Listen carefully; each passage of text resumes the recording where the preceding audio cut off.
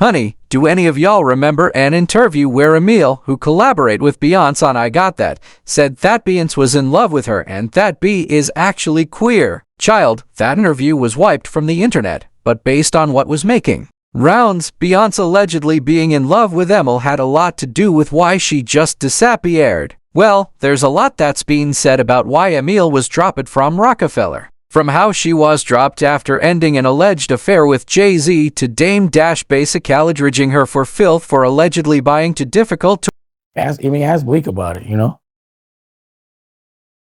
But that was just, like, Bleak, put it like this. I could understand Bleak's loyalty to Jay because he had Jay as a ghostwriter.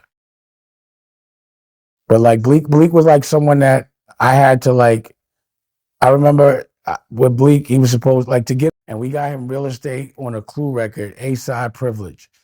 And he was like, didn't feel like writing a rap or couldn't at the time. And, you know, I had to make the decision to bench him. You know what I'm saying? Like I made the decision like he could sit down because I'm not putting our money into that. He's not going to fight. I'm not fighting harder for him than he fights for himself. So there's always been like, I've always had to push Bleak to put an album out or, you know, it's like, I don't know. I personally think I wanted more for Bleak than Bleak wanted for himself. Like I would argue with him about, yo, do your own show and do. She is now ready to spill on whatever happened there. And y'all know that I'm here for tea and so are you. So, how about we just get right into it? Okay guys, just for a bit of background on Amil, she had quite a difficult childhood with her parents abandoning her at an early age. She was then adopted and raised by her aunt. As a teenager, Amil gave birth to a son with her then boyfriend, Kendall Morgan. But she also had a series of misfortunes after that. First of all, Amil's aunt and adoptive mother died in 1994. And then a year later, Morgan Wasana lived in a stabbing incident. Now, because of the trauma she was going through, Amil started dealing to financially support herself. And during this time, she used music as an emotional outlet. So, in 1997, Amil was a member of Major Coins, an all-female group. And the group met Jay-Z, who was looking for a woman to provide vocals on his third album, Volume 2, Hard Knock Life. At the time, Jay-Z asked Amil to freestyle, and he liked it and selected her for the role. Then when Major Coins broke up, Amil decided to pursue a solo career with Jay-Z's label, Roc-A-Fella Records, and joined the 1999 Hard Knock Life tour. During her peak, Amil appeared on Jay-Z songs such as Can I Get to Do It Again, Put Your Hands Up, Scarter, You, Me, Him and Her, and Pop for Rock. Well, that's quite the number of songs to do with Jay-Z. And this hold only tell you that Jay-Z was really invested in Amil. Actually, in August 2000, Amil released her debut solo album, All Money Is Legal. And the album featured the single I Got That Adwit with Beyonce and also Roc-A-Fella single For the Fam. Like Jay even got Beyonce on a duet with Amil. So yeah, she was really a big deal and was doing pretty well for herself and her album was solid. So how come Amil just disappeared from the industry? And why is it that most females who worked with Jay-Z at the time when Bey was coming up just disappeared? Well, as far as what Amil has said, she reflected on her decision to step away from the rap game early in her career, citing personal priorities and a desire to distance herself from the pressures and politics of the music industry. This is what she said. I started to rebel. I rebelled against the industry because it's not what I wanted. I hated traveling. I wasn't at after parties or the club. Also, at the time, my son's asthma, I was 5 or 6 years old at the time, was getting worse, and no one was there for him. I had to be there for him. I was fine being an around-the-way rapper. If I could go back in time and do it all over again, I wouldn't have allowed myself to jump in the game. If I would have did it again, I would have left it alone. I wasn't cut out for it. It probably would have stepped in as a writer. In other words, she saw some things and refused to compromise her morals and principles. And honestly, I did it. Well, allegedly, after leaving Roc-A-Fella, Amil reportedly declined offers from other major labels because Ash felt disillusioned with the industry as a whole.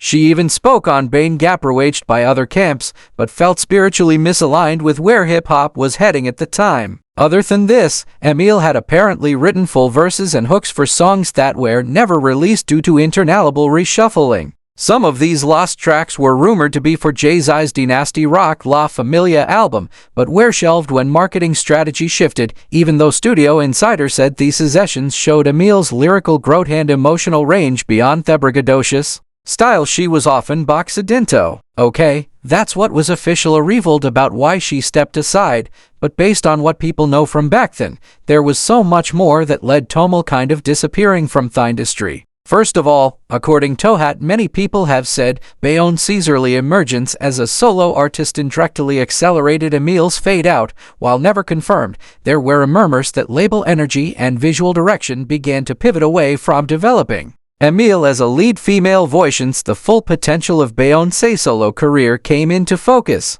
In addition, Dame Dash also revealed that Amil was dropped from Roc-A-Fella Records because she wasn't doing what was expected and Jay-Z didn't keep his promise to support her career. Based on what Dame said, he felt it wasn't his job to handle her responsibilities. And after constant issues, they decided to let her go. You know, she after we dropped her, she didn't do anything else. That's how you can tell. No disrespect to Amil, but that means that if you can't make it without me at all, that it was all going to be, you know what I mean. Like I wish she would have appreciated that moment a little better because she didn't realize the work it was going to take for me to and us target her where she had to go. I feel like Jay had Beyonce in her first video. Heave writer directed her first video, like she had enough to go. It was on her. She was in the steering wheel. Y'all know what I mean. It's like, if you have to ask what happened to that person, you have to ask that person what happened to that person cause it's their fault. It can never be nobody else's fault. But then the other thing that has been said is that Jay-Z possibly has something going on with Amil, and when she stopped messing around with him, has started putting less and less effort into her career and ultimately dropped her. But here's where it gets interesting. Allegedly, he wasn't the only one who had his eyes on Amil cause Beyonce also wanted a piece of her and Amil refused her advances allegedly. Based on reports, there was even an interview where Amil talked about this, but like I said, that interview no longer exists on the internet, even though a lot of people said they saw it and there were reports that the messy situation had a lot to do with why she was dropped from Roc-A-Fella. Now, for those who are wondering whether there could be any truth to the allegation that Beyonce may have had intimately wanted Amil, allegedly, there's a long list of receipts of how she preferred Toro back in the day. For starters, speaking of interviews that seems to have been deleted from the internet, there's another one where Lady Gaga said about working with Beyonce on telephone. We had an amazing time working together on her video, and it just kind of works out because we both like women. She probably meant Beyonce likes women in general and likes to support them. But then again, like people noted, Lady Gaga could have meant that quite literally. There were also rumors that Beyoncé allegedly had too close of a relationship with her female guitar player that she used to feature on her tour. Then at one point, Jaguar Wright said that she had receipts confirming that Matthew Knowles once fired band members because Beyonce was hooking up with them. And when he hired female band members, they allegedly ended up sleeping with all of them. Allegedly, hey, Jaguar's words, not mine. Dr. Terry Lynn Carrington, who put together Beyonce's entire female band, which was Matthew Knowles' idea because Heckle didn't get Beyonce to stop people. Guess you didn't know your daughter well enough cause she just started all the girls. Also, for those who remember, back in 2007, there was an alleged report claiming that Beyonce was spotted at the box with 3 girlfriends singing the club's risque show, surrounded by a huge bodyguard and protective curtains around their table.